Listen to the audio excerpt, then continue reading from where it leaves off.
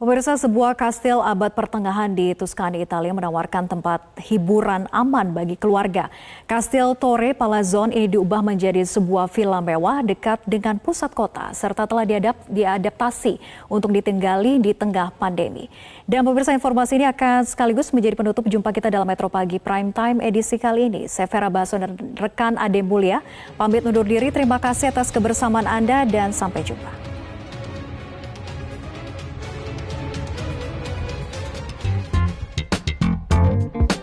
Dengan melihat tembok kastil dan menara yang tinggi, Anda dapat langsung mengetahui mengapa tempat ini sangat menggoda untuk dijadikan tempat menyepi. Torre Palazzone adalah sebuah kastil dari abad ke-11 yang terletak di Toscana, Siena, Italia. Kastil ini dimiliki oleh keluarga asal Inggris selama 12 tahun, yang baru-baru ini memutuskan untuk mengkomersilkannya dan mengubahnya menjadi sebuah villa pribadi yang mewah. Toscana adalah salah satu destinasi wisata populer di Italia. Namun seperti tempat destinasi wisata lainnya, Toscana juga terdampak oleh pandemi COVID-19. Namun sang pemilik Torre Palazzone, Kitty Walsh, akhirnya menemukan ide bahwa menyewakan sebuah villa pribadi adalah cara yang paling mudah jika para wisatawan dan keluarganya ingin berlibur dengan aman di masa pandemi, karena jauh dari wisatawan lainnya. So we've been working very closely with our agent, Tuscany Now and More, to make sure that we're compliant with all of the latest legislation. All of our staff are in full PPE whenever they come in and work here. But we've been very lucky because with a villa holiday, it's a much safer option for a bubble holiday than staying at a hotel, for example. We can, really all of our guests are isolated in their own bubble and they're very, very safe. Walsh mengatakan, selain menyesuaikan dengan aturan protokol kesehatan, staf Torre Palazzone juga menyediakan beberapa aktivitas serta koki pribadi agar para tamu tidak perlu meninggalkan kastil. People can stay in their bubble and we can arrange all sorts of things for you on site. We can have wine tastings on site. Our chef is very happy to offer cookery classes, which are great fun. And also we can do things like art workshops on site. You can do some abstract painting or do some painting on plein air. We can send an instructor around to help you out with that.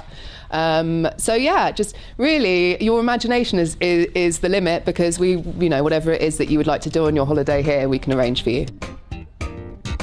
Namun dengan adanya aturan karantina, mendatangkan wisatawan ke Italia menjadi tantangan tersendiri. Walsh meminta lebih banyak dukungan dari otoritas internasional untuk mengizinkan wisatawan, khususnya dari luar Eropa, untuk datang ke tempat wisata.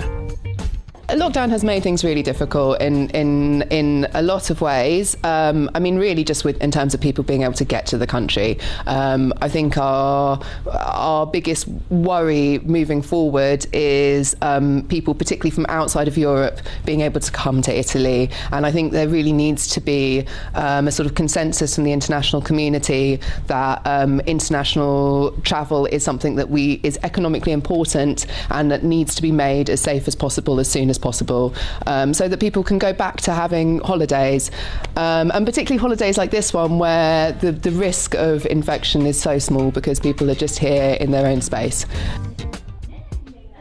Industri besar di Toscana yang juga terdampak pandemi adalah industri wine. Setelah hotel dan restoran, pabrik wine di seluruh dunia terpaksa harus ditutup. Menurut sebuah studi dari Asosiasi Petani Coldiretti, penjualan wine Italia turun 4% tahun ini. Pertama kalinya dalam 30 tahun, penjualan wine mengalami penurunan. Berdasarkan data Coldiretti, hasil ekspor wine Italia mendatangkan 6,4 juta euro pada tahun 2019. Kini, ekspor wine diperkirakan akan turun sebanyak 5% dibandingkan dengan tahun sebelumnya. Namun Barbara Bolani, yang berasal dari sebuah pabrik wine Tenuta di Treviano, mengatakan bahwa alam tidak akan pernah berhenti. Jadi para pekerja tetap harus pergi ke kebun anggur menggunakan masker, serta bekerja dengan menjaga jarak. Kini mereka telah menemukan cara beradaptasi untuk memastikan wine buatan mereka tetap terjual. Yes, we improved our website, creating a more attractive online page where people could find an online form to fill.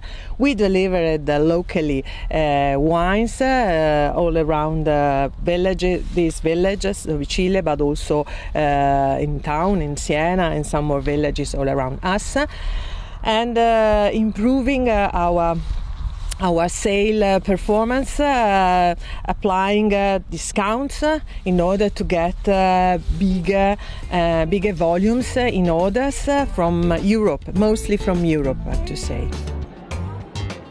Sementara itu di pusat kota Siena, wisatawan terlihat kembali ke kota dan mengantre untuk mengunjungi objek wisata terkenal.